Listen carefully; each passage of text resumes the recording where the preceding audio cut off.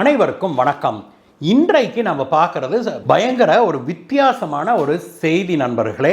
இந்த செய்தி இன்றைக்கு காலையில் நான் படித்தபோது அதை அனலைஸ் பண்ணி பார்த்தபோது உண்மையிலேயே ஆச்சரியமாக இருந்தது. என்ன அப்படின்னா, பாரத பிரதமர் திரு நரேந்திர மோடி அவர்கள் எவ்வளவு சாதுரியமாக உலக அரங்கில் காய் நகர்த்தி வர்றாரு அப்படிங்கிறதான் அந்த செய்தியே. அதுலேயும் மிக முக்கியமாக ட்ரம்ப் அவர்கள் அமெரிக்காவுடைய அதிபராக பதவியேற்ற பிறகு அவர் பல நாடுகளை டார்கெட் பண்றாரு. கனடாவை பண்ணாரு, மெக்சிகோவை பண்றாரு, அதுக்கப்புறம் சீனாவின் மீது 10% வரியை போட்டு சீனாவை டார்கெட் பண்ணியிருக்கிறாரு. அந்த லிஸ்ட்ல இந்தியாவையும் அவர் சொன்னாரு. ஆனால் இதுவரைக்கும் அவர் எந்த விதமான நடவடிக்கையும் இந்தியாவின் மீது எடுக்கவே இல்லை அப்படிங்கிறதையும் பலர் சுட்டிக்காட்டுறாங்க. இதுல மிக முக்கியமாக இந்தியாவை தன்னுடைய மிக நம்பத்தகுந்த கூட்டாளியாக நாங்க ஆக்கிக் கொள்ள போகிறோம் அப்படின்னு அவர் சமீபத்தில் சொன்னது பலரையும் ஆச்சரியத்தில் ஆழ்த்தி இருக்குது. இது பற்றி இப்பொழுது ராஜதந்திர சர்க்கிள்களில் பேசப்படுகிற விஷயம் என்ன அப்படின்னா, ட்ரம்ப் அவர்கள் மட்டுமல்ல, உலக அரங்கில் இன்றைக்கு அமெரிக்கா, சீனா, ரஷ்யா, யுக்ரைன், இஸ்ரேல், பாலஸ்தீனம் உள்ளிட்ட பல நாடுகளையும் இன்றைக்கு தன்னுடைய ஆளுமையின் கீழே கொண்டு வந்திருக்கிறாரு திரு நரேந்திர மோடி அவர்கள். அப்படின்னும் அவருடைய சாதுரியமான காய் நகர்த்தல்கள் மற்றும் யதார்த்தமான உண்மையிலேயே ஒரு அக்கறையோடு அவர் எடுக்கிற நடவடிக்கைகள் இந்தியாவை எங்கேயோ மேலே கொண்டு போய் நிறுத்தி இருக்குது அப்படிங்கிறதான். இந்த வீடியோ ரொம்பவுமே ஒரு வித்தியாசமான ஒரு வீடியோ நண்பர்களே. இதில் தாட் போட்டு தஞ்சாவூர்னு நம்ம பேசுறதுக்கெல்லாம் எதுவும் கிடையாது.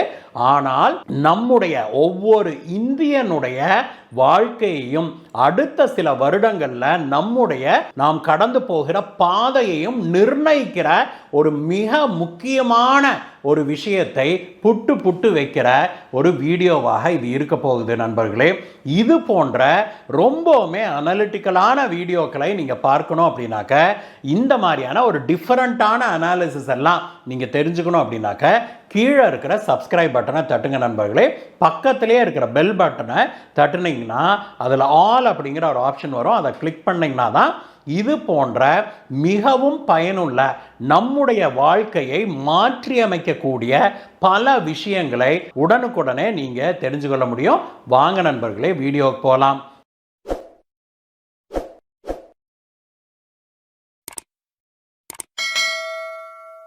நண்பர்களே, இந்தியா, அமெரிக்கா, சீனா இந்த ட்ரையாங்கிள் தொடர்பாக கடந்த சில நாட்களாக வெளிவந்த செய்திகளை பார்த்தீங்கன்னா, அதில் ஒரே ஒரு காமன் டினாமினேட்டரை பார்க்க முடியும். நம்ம ஒரு காமன் ஃபேக்டரை பார்க்க முடியும். நம்ம அது என்ன அப்படின்னாக்க, ட்ரம்ப் அவர்களுடைய அந்த கிளார்னு சொல்லுவாங்க இல்லையா, அந்த சினம் கொண்ட பார்வை அல்லது அந்த நெட்ரிக்கன் பார்வை, அதுல இருந்து இந்தியா மட்டும் எப்படியோ தப்பிச்சுக்கிட்டு வருது அப்படிங்கிறதும், ட்ரம்ப் அவர்களை எப்படி கையாள்வது அப்படிங்கிறதுல பாரத பிரதமர் திரு நரேந்திர மோடி அவர்கள் ஒரு PhDயே வாங்கிட்டார் போல இருக்குது அப்படின்னும் பல வல்லுநர்கள் சொல்றத நம்ம பார்க்க முடியுது.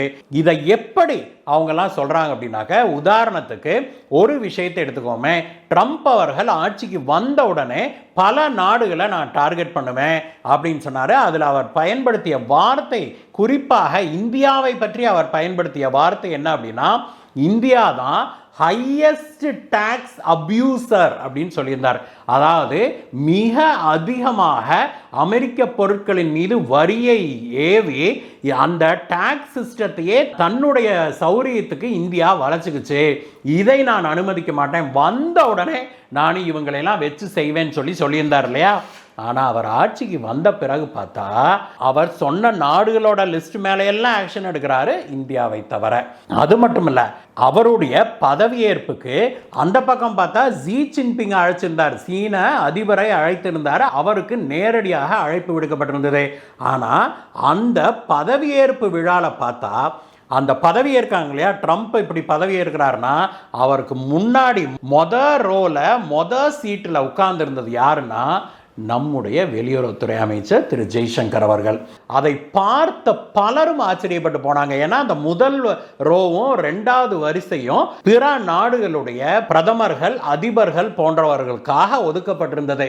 அதுல முதல் வரிசையில மொத சீட்டு நடுநாயகமாக யாரை உட்கார வச்சிருந்தாங்கன்னா நம்முடைய வெளியுறவுத்துறை அமைச்சர், நம்முடைய பிரதமர் கூட அங்க போகல, வெளியுறவுத்துறை அமைச்சரை அங்க உட்கார வச்சிருக்கிற பார்த்தோம். அது மட்டுமல்ல, அன்றைய தினமே அவங்க நாட்டுடைய புதியதாக பதவியேற்றுக் கொண்ட ஹோம் செக்ரட்டரி இருக்கார் இல்லையா, உள்துறை அமைச்சருக்கு நிகரானவர், அவரை முதல் ஆளாக வெளிநாட்டு தலைவர் ஒருத்தர் சந்திச்சார்னா அது நம்முடைய வெளியுறவுத்துறை அமைச்சர் தான். அதே போல அந்த நாட்டு வெளியுறவுத்துறை அமைச்சரையும் முதலாக சந்தித்தது நம்முடைய வெளியுறவுத்துறை அமைச்சர் தான். இந்தியாவுக்கு இவ்வளவு மரியாதையா? இந்தியாவோடு இனிமேல் எவ்வளவு இணக்கமாக ட்ரம்ப் அவர்களுடைய நிர்வாகம் இருக்க போகுது அப்படிங்கிறதுக்கு இது ஒரு மிகப்பெரிய உதாரணம் அப்படின்னு சொன்னாங்க. அது மட்டும் இல்லை நண்பர்களே, அடுத்ததாக நடக்க போது பாருங்க, பாரத பிரதமர் திரு நரேந்திர மோடி அவர்கள் அடுத்த சில நாட்களில் அமெரிக்கா பயணிக்க இருக்கிறாரு. ட்ரம்ப் அவர்கள் பதவியேற்று 1 மாதம் கூட ஆகவில்லை, அதற்குள்ளாக பிரதமர் மோடி அவர்களை அங்க அழைச்சிருக்கிறாரு. அங்க வெள்ளை மாளிகையில வச்சு ட்ரம்ப் அவர்கள் அவர் 2வது முறையாக பதவியேற்றுக் கொண்ட பிறகு அவரை சந்திக்கிற முதல் வெளிநாட்டு தலைவர் நம்முடைய பாரத பிரதமர் திரு நரேந்திர மோடி அவர்களாக தான் இருக்க போகுது. அப்படின்னா அது இந்தியாவுக்கு எவ்வளவு பெருமையான விஷயம் அப்படிங்கிறத நம்ம புரிஞ்சுக்க வேணும். இதையெல்லாம் சேர்த்து வச்சு பலரும், பல வல்லுநர்களும் பாரத பிரதமர் திரு நரேந்திர மோடி அவர்களுடைய சமீபத்திய நடவடிக்கைகளையும் வைத்து அவர் எவ்வளவு சாதுரியமாக காய் நகர்த்துறாரு அப்படின்னு சொல்லி சொல்றாங்க. ட்ரம்ப் அவர்கள் இந்தியாவையும் சேர்த்து சீனாவோடு சேர்த்து மிரட்டினார் இல்லையா, அப்பொழுது அவருடைய மெயின் கம்ப்ளைண்டே என்னன்னா, இந்தியா ஏகப்பட்ட டாக்ஸ் போடுது அப்படிங்கிறதான். அதாவது வரி போடுறோம், இம்போர்ட் டியூட்டி போடுறோம் இல்லையா, கஸ்டம்ஸ் டியூட்டி, அது போடுறோம் அமெரிக்க பொருட்களின் மீது அப்படிங்கிறதான். அதனால பாரத பிரதமர் திரு நரேந்திர மோடி அவர்கள் ட்ரம்ப் அவர்கள் பதவியேற்ற உடனேயே வெளிப்படையாகவே இந்தியாவுடைய கொள்கையை அறிவிச்சாரு. நம்முடைய வெளியுறவுத்துறை அமைச்சர் என்ன சொன்னார் அப்படின்னாக்க, அமெரிக்காவுடைய குட்ஸ் இருக்கு இல்லையா, அமெரிக்காவிலிருந்து நம்ம இறக்குமதி செய்கிற பொருட்களுடைய இறக்குமதி வரியை நாங்க பெருமளவு குறைக்கவிருக்கிறோம் அப்படின்னு அப்பயே சொல்லிட்டாங்க. நேற்று முன்தினம் பாரத பிரதமர் திரு நரேந்திர மோடி அவர்கள் முன்னிலையில் திரு நிர்மலா சீதாராமன் அவர்கள் பட்ஜெட் சப்மிட் பண்ணாங்க இல்லையா, அந்த சமயத்தில் ஒரு அறிவிப்பு ஒன்று வந்தது. அது என்னன்னா, அமெரிக்காவில இருந்து இறக்குமதி செய்கிற குட்ஸ் இருக்குது இல்லையா, அதுல பல பொருட்களுக்கு 150% வரி எல்லாம் விதிக்கப்பட்டிருந்தது. அதையெல்லாம் அப்படியே பாதியாக நாங்கள் குறைக்கிறோம், 70% நாங்கள் குறைக்கிறோம் அப்படின்னு சொல்லியிருந்தாங்க. அதே போல அமெரிக்காவிலிருந்து இறக்குமதி செய்கிற ஹார்லி டேவிட்சன் பைக்குகளுக்கு சென்ற முறை 100% நீங்க டாக்ஸ் போட்டிருக்கிறீங்க, அது நான் ஏற்புடையது அல்ல அப்படின்னு ட்ரம்ப் சொல்லியிருந்தாரு. அதையும் நாங்கள் இப்பொழுது பாதியாக குறைக்கிறோம் அப்படின்னு சொல்லியிருக்கிறாங்க. இது எல்லாமே அமெரிக்க பொருட்கள் இந்தியாவில் இனி குறைந்த விலைக்கு கிடைக்கும் அப்படிங்கிறது ஒரு பக்கம், நமக்கு அது பெனிஃபிட் அப்படின்னாலுமே கூட ட்ரம்ப் அவர்கள் யாரு, அவருடைய கேரக்டர் என்ன, ட்ரம்ப் அவர்களுடைய எதிர்பார்ப்புகள் என்ன, அதுல இந்தியாவுக்கும் எதெல்லாம் பெனிஃபிட்டை கொடுக்கும், நல்ல விஷயமாக எதையெல்லாம் நாம் செய்ய முடியும்னு பார்த்து அதையெல்லாம் தெளிவாக நம்முடைய பிரதமர் செய்து கொண்டு வராரு. அது மட்டுமல்ல, பாரத பிரதமர் திரு நரேந்திர மோடி அவர்கள் அமெரிக்காவுக்கு விஜயம் செய்கிறார்களே அடுத்த சில நாட்கள்ல, அப்பொழுது ட்ரம்ப் அவர்களோடு பிரதமர் மோடி அவர்கள் இந்திய அமெரிக்க ஃப்ரீ ட்ரேட் அக்ரிமெண்ட் பற்றிய பேச்சுவார்த்தையை தொடர்வாரு அப்படின்னு எதிர்பார்க்கிறாங்க. இதற்கு முன்பு ட்ரம்ப் 1.0 சொல்றாங்க, முதல் முறை ஆட்சியில் இருந்தார் இல்லையா, அப்பொழுது இந்த பேச்சுவார்த்தை நடந்து கொண்டிருந்தது நண்பர்களே. அதற்கு பிறகு பைடன் வந்ததுக்கு அப்புறம் அதெல்லாம் அப்படியே மெல்ல ஸ்லோவாகி நின்றுச்சு. இப்ப மீண்டும் அந்த பேச்சுவார்த்தையை இந்தியாவும் அமெரிக்காவும் தொடங்க இருப்பதாக சொல்றாங்க.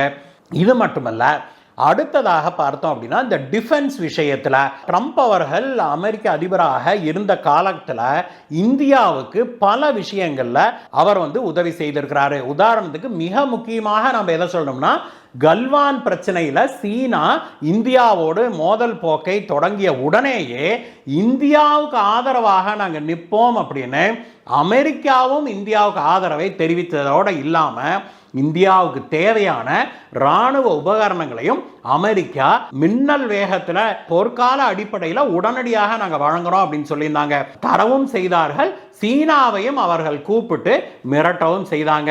அது மட்டுமல்ல, ட்ரம்ப் அவர்களுடைய காலத்தில் இந்தியாவுக்கு தேவையான இராணுவ தளவாடங்களை அமெரிக்கா தனக்கு ஒத்து வராத நாடுகள்னு லிஸ்ட் போட்டு பல ரெஸ்ட்ரிக்ஷன் வச்சிருக்குது. அந்த ரெஸ்ட்ரிக்ஷன் லிஸ்ட்ல இந்தியாவும் இருக்கு. அந்த ரெஸ்ட்ரிக்ஷனை எல்லாம் ரிலாக்ஸ் பண்ணி பல அதிநவீன தொழில்நுட்பத்தை இந்தியாவுக்கு வழங்குவதற்கு அமெரிக்கா முன் வந்தது. ட்ரம்ப் காலத்தில் பைடன் வந்தனே அதெல்லாம் நிறுத்திவிட்டாரு.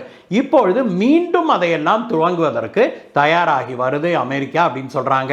இந்த இடைப்பட்ட காலத்தில் இந்த பைடன் வந்து சொதப்பின காலத்தில் இந்தியாவுக்கு எதிராக பல விஷயங்களை பைடன் அரசாங்கம் செய்ததால இந்தியா ரஷ்யா சீனா பக்கம் மெல்ல சாய்ந்திருப்பதை நாம உணரவும் முடியுது. அதை பற்றி பாதுகாப்பு வல்லுநர் ஒருத்தர் என்ன சொன்னார்னா, அது வந்து டெம்பரரி தான், இந்தியாவோடு நாங்கள் தொடர்ந்து நிற்போம், யார் அதிபராக வந்தாலும் இனிமேல் எங்க கொள்கை மாறாது அப்படின்னு நிரூபிக்கிற வகையில ட்ரம்ப் அவர்கள் திரு மோடி அவர்களிடம் ஒரு உத்தரவாதத்தை கொடுப்பார் அப்படின்னும் அதற்கான அக்ரிமெண்ட்டுகள்ல இந்தியாவும் அமெரிக்காவும் கையெழுத்திடும் அப்படின்னும் அவர் சொன்னாரு. இது மட்டுமல்ல, ஜோ பைடன் அங்க இருந்தபோது இந்த குவாட் அமைப்பை கிட்டத்தட்ட ஊத்தி மூடினார் இல்லையா, அதை வந்து மீண்டும் உயிர்ப்பித்து மீண்டும் பயங்கர ஆக்டிவாக ட்ரம்ப் அவர்களுடைய அமெரிக்காவும் இந்தியாவும் இணைந்து இந்த குவாட் அமைப்பை மேலே கொண்டு வருவாங்க அப்படின்னு சொல்லி எதிர்பார்க்கப்படுது நண்பர்களே. சென்ற முறை இந்த கல்வான் பிரச்சனைக்கு காரணமே ஒன்று வீக்கான ஜோ பைடன் அங்கே இருந்தது, இன்னொன்று ட்ரம்ப் காலத்திலையும் சரி அதற்கு பிறகும் சரி அமெரிக்காவுக்கு நெருக்கமாக இந்தியா சென்றதனால இந்தியாவை பழிவாங்கிறேன்னு சீனா கிளம்புச்சு அப்படிங்கிறதான் வந்து சொல்லப்படுகிற விஷயமாக இருக்குது. இந்த முறை அதற்கெல்லாம் இடமே கொடுக்க மாட்டோம் அப்படின்னு ட்ரம்ப் அவர்கள் சொல்லியிருக்கிறாரு அப்படிங்கிறது நம்ம காதுகளுக்கு எட்டுது நண்பர்களே.